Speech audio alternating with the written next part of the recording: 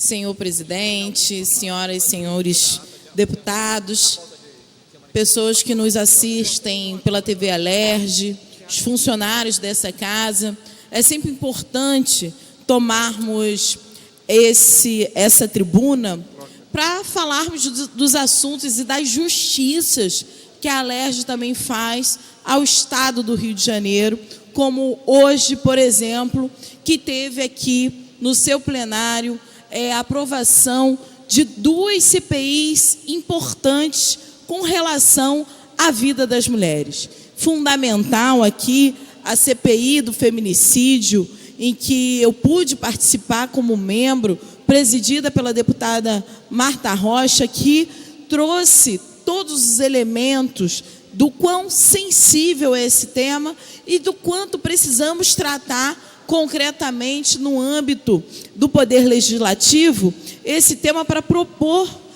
iniciativas que freiem não só o aumento do feminicídio, mas que possam concretamente fazer uma prevenção em diferentes espaços. Nessa CPI do feminicídio, podemos discutir o quanto que a escola é fundamental, o quanto que esse espaço onde o sujeito está ainda formando a sua personalidade é essencial para que possa respeitar a mulher, entender que essa mulher não é uma propriedade do homem e o quanto que nesse respeito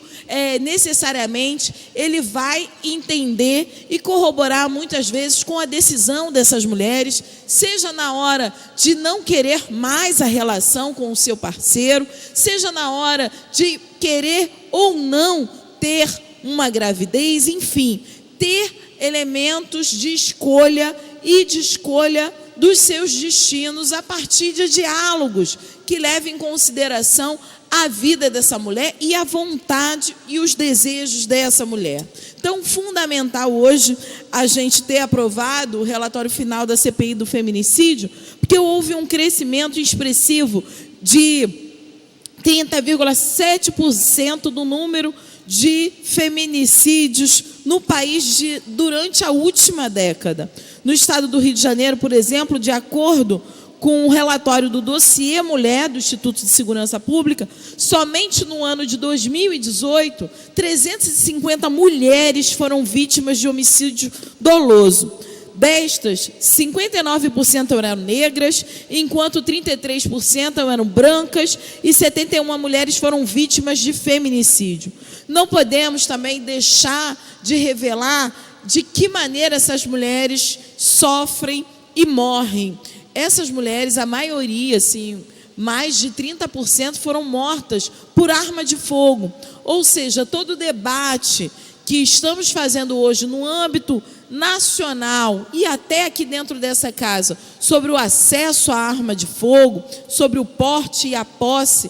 de armas, a gente também precisa saber que isso vai impactar diretamente na vida dessas mulheres, porque se o número hoje já é elevado de mulheres que morrem por arma de fogo, e aí arma de fogo do seu companheiro, do seu ex-companheiro, enfim, de pessoas com relações próximas, o quanto não será danoso se a gente tiver aí uma naturalização, uma liberação geral das armas no nosso país e o quanto que essas mulheres estarão sobre a mira concreta dessas armas, já que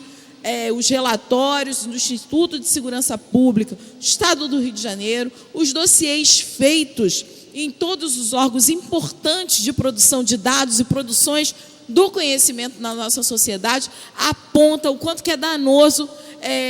para essas mulheres a liberação das armas de fogo. Então, a gente precisa trazer esse debate à tona para que a gente não possa apenas negligenciar a vida dessas mulheres, mas também apontar que esse aumento mostrado pelo Instituto Igarapé de mais de 300% só nos últimos 2 anos do feminicídio é gravíssimo. Aqui no Rio de Janeiro, por exemplo, as mulheres negras são as mais afetadas, numa proporção de 64%. Segundo os dados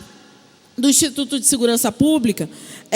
aqui no Rio de Janeiro, nesse ano de 2019, até o momento houve 69 casos notificados de feminicídio e mais de 200 casos de tentativa de feminicídio notificados. Os dados mostram que a residência não é esse espaço seguro como a gente imaginaria, porque a maioria dos casos acontece dentro de casa. Os dados também revelam que a mulher está vulnerabilizada e esse diagnóstico feito pela CPI do feminicídio demonstra o quanto que é importante, né? Dia 25 de novembro é o Dia Internacional para a Eliminação da Violência contra a Mulher, e essa casa marca não só a sua iniciativa perante o feminicídio das mulheres, mas também a sua atuação promovedora de políticas públicas a partir do qualificado relatório que produziu. Então, eu não poderia deixar de falar da CPI do feminicídio aqui, mas também de lembrar que eu falei que hoje é um dia muito significativo pela vida das mulheres, porque nós também aprovamos na Alerj o relatório final da CPI do Hospital da Mulher de Cabo Frio, uma CPI que eu tive aí o desafio de presidir, porque é um tema muito delicado também, e essas mulheres, concretamente, tiveram as suas vidas ali completamente modificadas diante do que era esperar um filho durante 9 meses e sair da maternidade com um atestado de óbito nas mãos. Só no mês de janeiro foram 10 bebês que vieram a óbito, e essas mulheres completamente desassistidas na cidade de Cabo Frio. E nós sabemos que o Hospital da Mulher de Cabo Frio é um hospital de referência para a região e, portanto, precisa ter um atendimento qualificado. As oitivas que trouxeram à tona não só um problema concreto na administração do hospital. O hospital era administrado por uma administração que a gente até apelidou de uma gestão familiar. Afinal de contas, o médico que era administrador geral do Hospital da Mulher de Cabo Frio era o marido da... Era marido da doutora Lívia, que era também administradora do jornal, do hospital. Ou seja, a gente tem ali, concretamente, uma situação de arbitrariedade quase que caseira e doméstica diante da ineficácia dessa gestão, mas também a gente observou que já de início, na nossa CPI, quando os dois vieram prestar depoimentos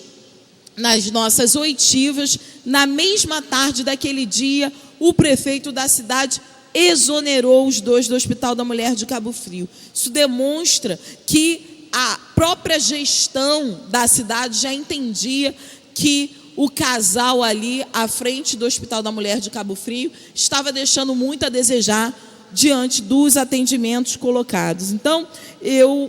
trago aqui que é importante dizer que uma CPI, muitas vezes as pessoas esperam dela algo punitivista, algo que possa gerar uma prisão ou gerar uma consequência, uma responsabilização muito mais punitiva do que para resolver o problema concreto. Em momento nenhum, nós corroboramos com a ideia de fechar o Hospital da Mulher de Cabo Frio, porque já entendíamos o quanto que esse hospital é fundamental para as mulheres de Cabo Frio. Ao mesmo tempo que a gente entende que um processo de investimento no hospital é fundamental para que essas mulheres tenham ali resguardado os seus direitos reprodutivos e também os seus direitos enquanto gestantes, parturientes, porque é todo um processo que vai desde o início ali da sua gestação. Então, nós deixamos muito bem caracterizado a violência obstétrica ali naquele hospital e o quanto que essas mulheres demonstraram que não puderam ter acompanhantes no momento mais importante da sua vida, e o acompanhante já é uma lei nacional que foi extremamente desrespeitada no Hospital da Mulher de Cabo Frio. Mas também é importante dizer o quanto que todo o processo, desde equipamentos daquele hospital, também deixava muito a desejar, e nós fizemos apontamentos com relação a isso, mas, de qualquer forma, foi uma CPI que denunciou todas as violações que as mulheres passaram dentro do atendimento hospitalar e que, concretamente, a gente pôde, e temos essa oportunidade de fazer com que outras mulheres que, não só no Hospital da Mulher de Cabo Frio, mas outras mulheres gestantes, não passem pelo que passaram as mulheres lá no Hospital da Mulher de Cabo Frio. Então, diante disso, é importante trazer que nós, além de identificarmos as violações, concretamente dessas mulheres, recomendamos 11 projetos de lei voltados para a proteção da mulher durante a gestação, parto e puerpério. Também trazer o quanto que a gente discutiu a questão do parto humanizado, o quanto que a gente precisa construir aqui no âmbito do Estado, senhor presidente, casas de parto humanizado, para que a gente possa não só intervir no corpo dessas mulheres de maneira respeitosa, entendendo o momento e os limites dessas mulheres, mas também para que a gente possa resguardar a saúde dessa mulher após o parto. Então, muito importante essas recomendações que trazemos, que vão desde proposta à emenda constitucional sobre o direito a esse parto humanizado e também a vedação da prática de violência obstétrica, além dessa destinação de recursos do Fundo Estadual de Enfrentamento à Violência contra as Mulheres e dentro desse centro de parto normal, além da criação, senhor presidente, dentro das unidades de saúde da rede pública e privada, construir comissões temáticas, ou seja, observamos que dentro desse hospital não tinha comissão de óbito, comissão de ética, que pudessem ali observar o trabalho feito dentro daquele lugar. Então, senhor presidente, muito importante trazer o dia emblemático nessa casa para a vida dessas mulheres, para a saúde dessas mulheres, no momento em que a gente fala de um processo de invisibilização, de um processo de silenciamento da dor dessas mulheres. Hoje, a Alerj, na verdade, faz jus de ser uma casa que propõe políticas públicas para que possa superar as desigualdades sociais, mas que também se revela muito produtiva no que diz respeito à vida dessas mulheres. Então, senhor presidente, agradeço aí os 10 minutos concedidos.